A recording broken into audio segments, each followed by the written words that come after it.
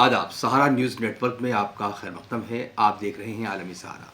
खबरनामा लेकर हाजिर हूं मैं मुईन शादाब। सबसे पहले एक नज़र सुर्खियों पर।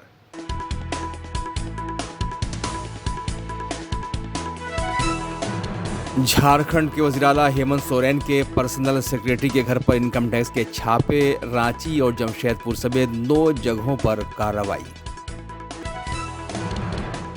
दिल्ली के वेलकम में सनसनीखेज वारदात, बदमाशों की फायरिंग में एक शख्स की मौत, स्कूटी और मोबाइल लूटा। दिल्ली की हवा फिर हुई खराब, कई इलाकों में आलूदगी संगीन सतह पर, पानी का छिड़काव जारी। डोनाल्ड ट्रंप से बातचीत करने को तैयार हुए रूस के सदर पुतिन, क्रेमलिन ने दी जानकारी।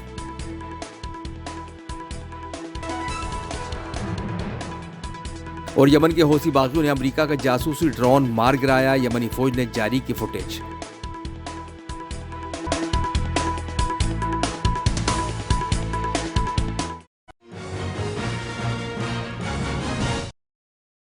झारखंड में वज़ीर-ए-आला हेमंत सोरेन के पर्सनल सेक्रेटरी सुनील श्रीवास्तव के रांची में वाक़ घर पर मरकजी एजेंसियों ने छापे मारे हैं। जानकारी के मुताबिक इनकम टैक्स महकमे ने सोरेन के करीबी और दीगर लोगों के ठिकानों पर छापे मारे हैं। रांची और जमशेदपुर समेत 9 जगहों पर छापे मारे गए हैं।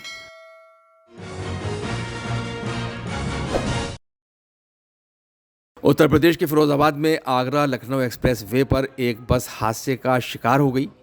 हादसे में 5 लोगों की मौत हुई है, कई दीगर लोग जख्मी हो गए हैं। जख्मियों को अस्पताल भेजा गया। ये बस मथुरा से लखनऊ जा रही थी, जो आगरा लखनऊ एक्सप्रेस वे पर खड़ी एक गाड़ी से टकरा गई। ज़राए के मुताबिक हादसा ड्राइवर की लापरवाही से हुआ। देखिए, अभी ये सूचना मिली थी हम लोग को कि नसीरपुर कट के पास जो आगरा लखनऊ एक्सप्रेस वे है उस पर कोई एक्सीडेंट हुआ है जिसमें कुछ कैजुअल्टी हुई है। तत्काल थाना पुलिस और आसपास की फोर्स वहाँ पर मौके पर पहुंची और जो भी मौके पर जो इंजर्ड थे उनको तेजी से एम्बुलेंस के माध्यम से भिजवाया गया। इसमें शुरुआती उसमें 5 लोगों की अब तक डेथ हुई है। जो लोग शेष लोग इंजर्ड थे उसमें से कुछ लोग 5 लोगों को यहाँ से रेफर भी किया गया। ये जानकारी हुई है कि ये लोग मथुरा से और लखनऊ वापस जा रहे थे। इनका जो ड्राइवर था उसने रास्ते में किसी स्थान पर खाना खा के कुछ शराब इत्यादि का सेवन संभवतः किया और क्योंकि जो गाड़ी पहले से वहाँ खराब हुई थी और जिसको उन्होंने अथॉरिटी एक्सप्रेस के वालों ने उन्होंने इसका वाटर मार्किंग भी वहाँ पर कर रखी थी, उनके वाटर बैरियर लगे हुए थे। इसके बावजूद इसने पीछे से उस गाड़ी में टक्कर मारी है। तो निश्चित रूप से ड्राइवर की लापरवाही की वजह से एक्सीडेंट हुआ है और जिसमें ये 5 कैजुअल्टी हुई है। शेष लोग हैं उनका भी उपचार। मगरबी बंगाल के हावड़ा में सिकंदराबाद शालीमार सुपरफास्ट एक्सप्रेस के 3 डिब्बे पटरी से उतर गए, जिनमें एक पर्सनल वैन और 2 डिब्बे शामिल हैं। हादसे में किसी जानी नुकसान की खबर नहीं है। आज सुबह 5:31 पर Secunderabad Shalimar weekly express train Nalpur station पे मिडिल लाइन से डाउन लाइन में जाते हुए डिरेल हो गई। इसमें एक पार्सल वैन और आगे में 2 पैसेंजर कोचेज डिरेल हुए हैं। किसी तरह की मेजर इंजरी और कैजुअल्टी रिपोर्ट नहीं हुई है। 10 बसों की व्यवस्था कर ली गई है जिनसे यात्रियों को अपने गंतव्य तक भेजा जाएगा। एआरटी और एआरएमई साइट पर पहुंच चुकी है और सर्वे का काम किया जा रहा है। सारे पैसेंजर्स को अपने गंतव्य पर भेजने के बाद में, जैसा कि बताया, ये गाड़ी के 3 डिब्बे डिरेल हुए हैं। सारे यात्री सुरक्षित है, 700 से ज़्यादा यात्री थे, सभी सुरक्षित है, कोई माइनर इंजरी भी नहीं है किसी को भी। और उनको सबको यहाँ से शालीमार हावड़ा भेजने के लिए व्यवस्था कर दी गई है। बसेज की भी व्यवस्था है। ट्रेन भी आप देखेंगे कि आपके प्लेटफॉर्म पे खड़ी है, तो प्लेटफॉर्म पे और इधर जो यात्री है वो ट्रेन से, और उधर जो रोड पे तरफ में है जो बस की तरफ, तो 11 बसेज है अरेंज की हुई।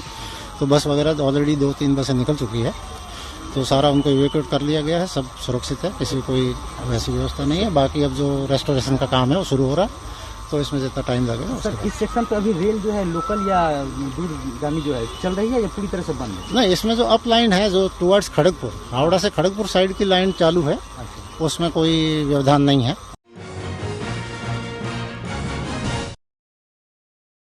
दिल्ली के वेलकम इलाके में बाइक सवार बदमाशों ने एक कारोबारी और उसके साथी पर अंधाधुंध फायरिंग की और उन्हें लहूलुहान करके उनका मोबाइल और स्कूटी लूट ली।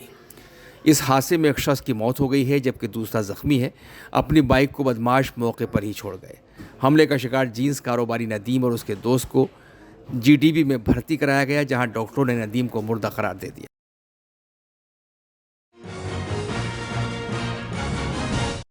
मरकजी वजीर और आरपीआई अठावले के सदर रामदास अठावले ने कहा कि वो मुसलमानों की मुखालफत नहीं करते हैं। सुप्रीम कोर्ट ने मुसलमानों के बारे में जो बयान दिया है उससे हम मुत्तफिक हैं। हिंदू मुस्लिम इत्तेहाद ही मुल्क को मजबूती से आगे बढ़ा सकता है। सुप्रीम कोर्ट ने जो भी बयान दिया है, मुस्लिम भी हमारे 140 करोड़ जनता का रिप्रेजेंटेशन करता है और नरेंद्र मोदी जी के परिवार में मुस्लिम भी आते हैं। जो ओबीसी में 80% मुस्लिम ऑलरेडी ही है और बाकी के 20% मुस्लिम भी हमारे साथी हैं जो देश के लिए काम करते हैं, देश के लिए अपनी कुर्बान देने के लिए तैयार है। ऐसे मुसलमानों का हम विरोध नहीं करते हैं। तो जो मतलब सुप्रीम कोर्ट ने मुसलमानों के बारे में जो जजमेंट दे दिया है, बयान दे दिया है, उससे हम सहमत है। और हम हिंदू हो या मुसलमान हो, हिंदू मुसलमानों की एकता ही देश को मजबूती से आगे बढ़ा सकती है। ये मेरी पार्टी की भूमिका है। एमआईएम के जो अध्यक्ष है वो विरोध कर रहे हैं उसके फैसले को लेकर। एमआईएम के जम्मू कश्मीर के वज़ीर आला उमर अब्दुल्ला ने वज़ीर आज़म नरेंद्र मोदी को उनका वादा याद दिलाया है, जिसमें उन्होंने जम्मू कश्मीर को रियासत का दर्जा वापस दिलाने की बात कही थी। उमर अब्दुल्ला ने कहा कि जम्मू कश्मीर को फिर से मुकम्मल रियासत का दर्जा मिलना चाहिए। ये वो असेंबली नहीं है जो हम चाहते हैं, ये वो असेंबली नहीं है जिस असेंबली का हम हक रखते हैं, लेकिन ये असेंबली वो जरिया है वहां तक पहुंचने का। जम्मू कश्मीर दोबारा रियासत बने और एक फुल फ्लेज रियासत बने। कोई मतलब ये क्या कहते हैं वो हाइब्रिड मॉडल, वो नहीं। उसका तो वादा जम्मू कश्मीर के लोगों के साथ मुल्क के वजीर आजम साहब ने किया है। बार बार कहा है कि जम्मू कश्मीर को रियासत का दर्जा जो है वो वापस मिलेगा। मैं एलजी लेफ्टिनेंट गवर्नर साहब का शुक्रगुजार हूं। कैबिनेट ने जो रेजोल्यूशन पास किया, जो एलजी साहब ने फिर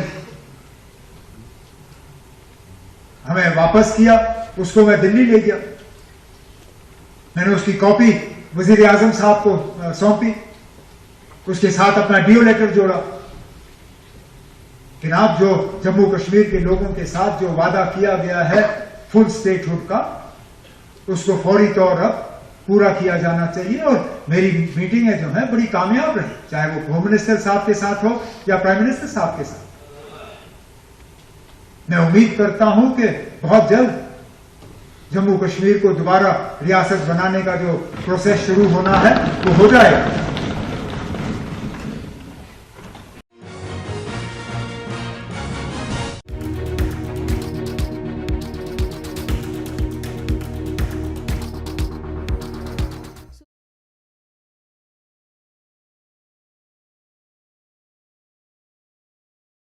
सुप्रीम कोर्ट ने अलीगढ़ मुस्लिम यूनिवर्सिटी को अक़लियती दर्जे की हकदार तस्लीम करते हुए ये मामला 3 जजों की आईनी बेंच के पास भेज दिया है। अदालत उज़्मा ने 1967 के उस फैसले को खारिज कर दिया जिसमें कहा गया था कि यूनिवर्सिटी को अक़लियती इदारा नहीं माना जा सकता क्योंकि इसे मरकज़ी कानून के तहत बनाया गया था। जुमे को 7 जजों की बेंच ने मामले की सुनवाई की। अदालत ने 4-3 की अक्सरियत से कहा कि मामले के अदालती रिकॉर्ड को सीजीआई के सामने रखा जाना चाहिए ताकि 2006 के इलाहाबाद हाई कोर्ट के फैसले का जवाब तय करने के लिए नई बेंच कायम की जा सके। एएमयू समेत मुख्तलिफ हलकों ने सुप्रीम कोर्ट के फैसले का खैर मकदम किया है। अजीज बादशाह ने ये कहा था कि अगर एक कानून के तहत एक एजुकेशनल इंस्टीट्यूशन एस्टैब्लिश हुआ है तो इसका मतलब माइनॉरिटी नहीं है। वो अगर कानून के तहत हुआ है तो वो फाइंडिंग ओवररूल हो गई है, क्योंकि शहजान जी ने कहा अगर एस्टैब्लिश अगर हुआ है, अगर खत हैं, लेटर्स हैं जिससे साफ स्पष्ट होता है कि इस इंस्टीट्यूशन का पर्पस ये था कि वो माइनॉरिटी के लिए एजुकेशन लाए, तो माइनॉरिटी इंस्टीट्यूशन होगा। और ये जरूरी नहीं है कि बस माइनॉरिटीज हो उसमें या माइनॉरिटीज की लैंग्वेज बस हो उसमें, वो सब जरूरी नहीं है। एज लॉन्ग एज उसका मेन पर्पस हो माइनॉरिटी एजुकेशन के लिए, तो वो काफी है। अलीगढ़ मुस्लिम यूनिवर्सिटी के माइनॉरिटी का मामला वो अब आगे की रेगुलर बेंच डिसाइड करेगी। ये एक रेफरेंस आया था, इसमें इनको ये डिसाइड करना था कि अजीज बादशाह का जो जजमेंट जो सुप्रीम कोर्ट ने दिया था 5 जजेस ने, क्या वो करेक्ट था या वो करेक्ट नहीं था। एक तो ये इशू था, और दूसरा ये इशू था सुप्रीम कोर्ट की बेंच के सामने कि इंडीसिया क्या होने चाहिए किसी भी इंस्टीट्यूशन को माइनॉरिटी डिक्लेयर करने के लिए। व्हाट शुड बी द इंडीसिया, किन्होंने उसको इस्टेब्लिश करा, किसने उसके अंदर फंड्स दिए, किसने उसके एडमिनिस्ट्रेशन को चलाया, वो सब चीजों को कोर्ट ने आज डिसाइड करा है। और उसमें उन्होंने ले डाउन करा है कि माइनॉरिटी इंस्टीट्यूशन को अगर माइनॉरिटी बनाया जाए तो उसके लिए आर्टिकल 30-31 की जो सुप्रीम कोर्ट ने दी हुई है कि माइनॉरिटीज को अपना इस्टेब्लिश करने का अख्तियार है, वो प्री इंडिपेंडेंस डे के जो यूनिवर्सिटीज जो बनी है उसके लिए भी उन्होंने उसको माना है कि वो भी उनके लिए भी अप्लाई होने चाहिए वही प्रिंसिपल्स। तो इस प्रिंसिपल के हिसाब से जो भी इंस्टीट्यूशंस बनी हैं जिन्होंने माइनॉरिटीज ने बनाई हैं, उनको अपना अख्तियार होगा बनाने का, उसको चलाने का। और ये जो अलीगढ़ यूनिवर्सिटी का मेन मामला था जिसके अंदर वो माइनॉरिटी का मामला उसका अटक रहा था, वो एक अजीज बादशाह का जो जजमेंट था 5 जजेस का, जिसमें उन्होंने बोला था कि यूनिवर्सिटी जो है ये एक्ट ऑफ पार्लियामेंट की वजह से बनी थी, ये एडमिनिस्ट्रेशन और वो सब चीजें जो है उसको इस्टेब्लिश नहीं कर पाने वाली बात जो है उसके अंदर रह गई थी, तो उसको आज सुप्रीम कोर्ट ने ओवर रूल कर दिया है। और ये रेफरेंस के बाद अब ये नॉर्मल कोर्ट के सामने ये रेफरेंस के जितने भी इश्यूज डिसाइड हुए हैं नॉर्मल कोर्ट के सामने जाएंगे और वो उसके बाद उसको डिसाइड करेंगे। यूनिवर्सिटी के मामले को, एएमयू के मामले को भी उसको डिसाइड करेंगे इस रेफरेंस की लाइट में। एक चीज और पूछना चाहूंगा, एएमयू को लेकर जो भी पूरा माइनॉरिटी मामला रेगुलर बेंच सुनवाई करेगा, लेकिन इसमें कुछ क्राइटेरिया भी रखा गया, क्राइटेरिया भी होगा जो है तय करेगा कि माइनॉरिटी दर्जा दिया जाए ना दिए, क्राइटेरिया क्या होगा, क्या कुछ इसमें? देखिए क्राइटेरिया वही है, इंडीसिया उसमें यही बोला गया था, what will be the indicia for deciding a institution to be a minority institution. तो माइनॉरिटी इंस्टीट्यूशन को बनाने के पीछे क्या मकसद था, किन लोगों ने बनाया उसको, क्या उनकी मंशा थी, क्या उनका कॉरेस्पॉन्डेंस हुआ था डिफरेंट इंस्टीट्यूशन से, डिफरेंट गवर्निंग बॉडीज से, और किन्होंने उसके लिए फंड्स को इकट्ठा करा है, किन्होंने उसके बिल्डिंग्स के लिए पैसा इकट्ठा करा है, वो सब चीजों को ध्यान में रखते हुए वो माइनॉरिटी का इंस्टीट्यूशन डिसाइड करा जाएगा। We honor the judgment, that's all. We will wait and we will discuss with our expert for the next course of action. With our legal experts we will discuss and we will wait for the next course of action and we will have discussion with our legal experts. We have a team of legal experts. देखिए अभी ये judgement आया है, अभी मैंने भी जैसे आपकी तरह टीवी पर सुना है और इस जजमेंट को हम वेलकम करते हैं, हम इसको एक्सेप्ट करते हैं तमाम ह्यूमिलिटी के साथ में।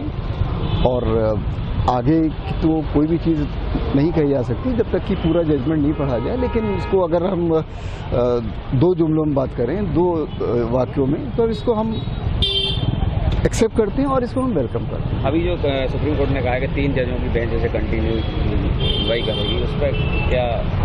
देखिए वो सारे बहुत से लीगल इश्यूज हैं जिसको जब पूरा जजमेंट जब तक नहीं पढ़ा जाए और पूरा इतने बड़ा डॉक्यूमेंट होता है तो जब पूरा पढ़ लिया जाएगा तभी उसके बारे में कोई बात करने की पोजीशन हो सकती है।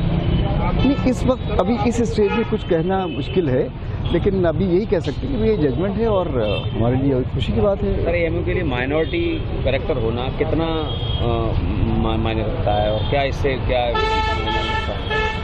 नहीं, बहुत मायने रखता है। इसका एक तारीखी एक कैरेक्टर है, इसके एक जिस वक्त से इसकी शुरुआत हुई यूनिवर्सिटी की, यानी सबसे पहले स्कूल से 1875 में, फिर उसके बाद 1877 में कॉलेज से, फिर 1920 में यूनिवर्सिटी। तो और एक इसका सिर्फ ताल्लुक जो है सिर्फ एक एजुकेशन से नहीं बल्कि कल्चर से भी है उसमें, और जाहिर है इसके बारे में यही कहा जा सकता है इसकी बहुत अहमियत है एएमयू में जितने भी लोग हैं उनके लिए, और उनको खुशी है इस बात कि भाई ये जजमेंट आया है। अलीगढ़ मुस्लिम यूनिवर्सिटी ऑनरेबल सुप्रीम कोर्ट के फैसले को ऑनर करती है। इस फैसले के सभी बिंदुओं पर हमारी एडमिनिस्ट्रेटिव टीम ये समीक्षा पूरी करने के बाद हम मीडिया के सभी प्रश्नों का विस्तार से उत्तर देने की स्थिति में होंगे। फिलहाल हम एएमयू के एकेडमिक एक्सलेंस, नेशन बिल्डिंग और इंक्लूसिविटी यानी कि समावेशिता की विरासत को बनाए रखने के लिए प्रतिबद्धता को जारी रखें। वर्षों की लड़ाई है और आज पूरी हुई है। ये एमयू की सोच की लड़ाई है और एमयू की जो सोच है, एक लंबी सोच, आज उसकी जीत है। और अलीगढ़ मुस्लिम यूनिवर्सिटी में खुशी का इजहार आप देख सकते हैं, जिस तरह से भीड़ उमड़ती जा रही है।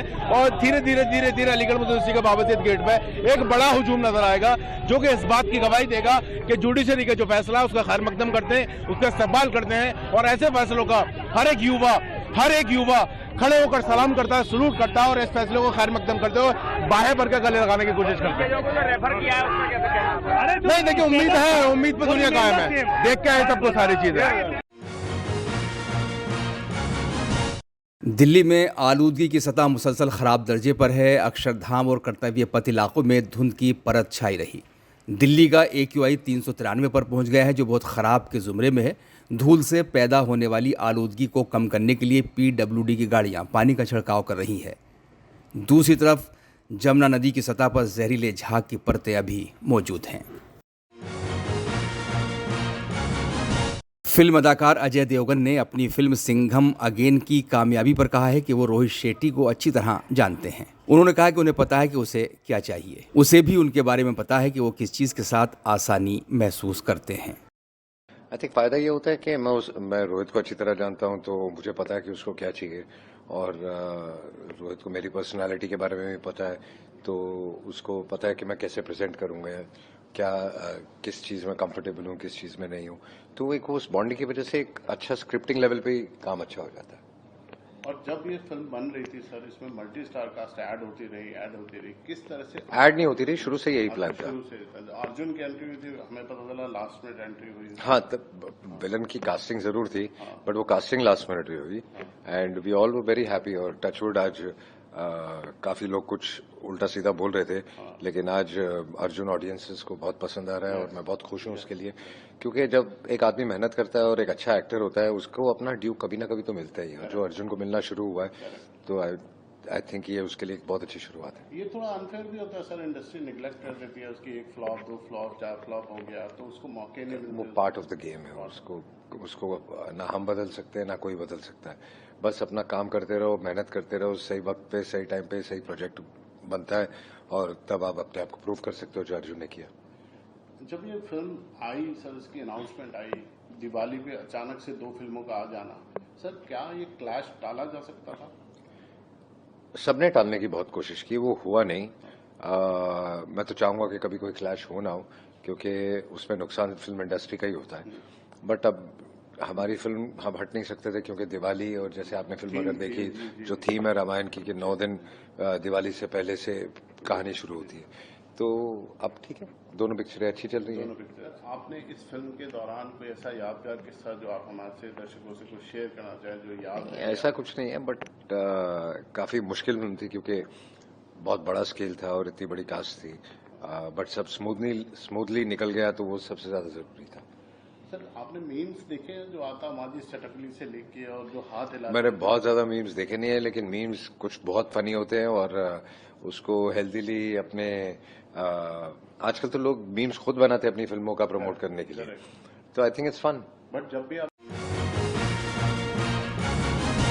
अमरीकी सरकार ने सदर चुने जाने से पहले डोनाल्ड ट्रंप के कत्ल की मुबैना ईरानी साजिश के सिलसिले में अफगान शहरी के खिलाफ इल्जामात लगाए हैं।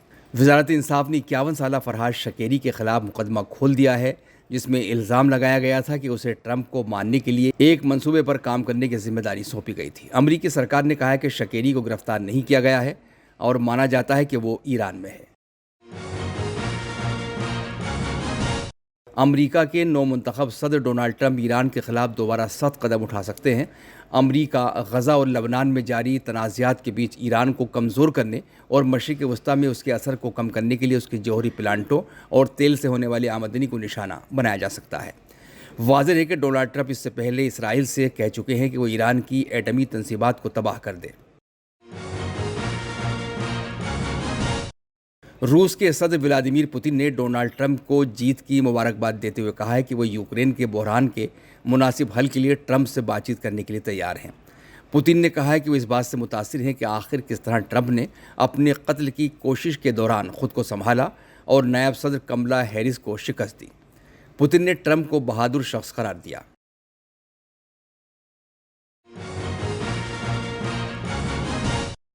यमन के हौसी बागियों ने अमेरिका का एक जासूसी ड्रोन मार गिराया। हौसी बहरे अहमर गलियारे पर अपने हमले जारी रखे हुए हैं। अमेरिकी फ़ौज ने यमनी फ़ौज के उस ऑनलाइन नश्र होने वाले वीडियो को तस्लीम किया है जिसमें एक जलता हुआ तैयारा आसमान से गिरता हुआ और जलते हुए मलबे का एक इलाका दिखाई दे रहा है, जिसे यमन के अलजौफ सूबे का बताया जा रहा है। सऊदी अरब के जद्दा में हाजी मोहम्मद अय्यूब स्योहारवी वेलफेयर ऑर्गेनाइजेशन की सरपरस्ती में हुफ़ाज़े कुरान करीम की एक नूरानी महफिल का एहतमाम किया गया, जिसमें 27 ममालिक के 39 बच्चों ने हिस्सा लिया। तकरीब में शिरकत करने वाले बच्चों को तोहफ़े दिए गए। ऑर्गेनाइजेशन के ज़िम्मेदार बहजत अय्यूब जिंजानी नजमी ने इस मौके पर कहा कि ये बच्चे उम्मत का बड़ा सरमाया हैं। उन्होंने इस प्रोग्राम में ताउन करने वालों का भी शुक्रिया अदा किया।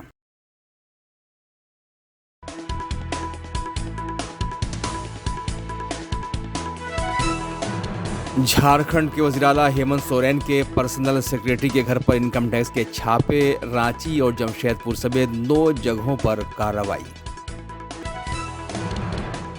दिल्ली के वेलकम में सनसनीखेज वारदात, बदमाशों की फायरिंग में एक शख्स की मौत, स्कूटी और मोबाइल लूटा। दिल्ली की हवा फिर हुई खराब, कई इलाकों में आलूदगी संगीन सतह पर, पानी का छिड़काव जारी। डोनाल्ड ट्रंप से बातचीत करने को तैयार हुए रूस के सदर पुतिन, क्रेमलिन ने दी जानकारी।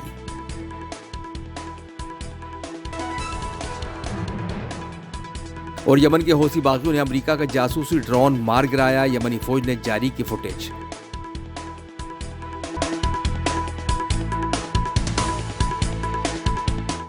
खबरनामे में अभी इतना ही, इजाजत दीजिए। आदाब, सारा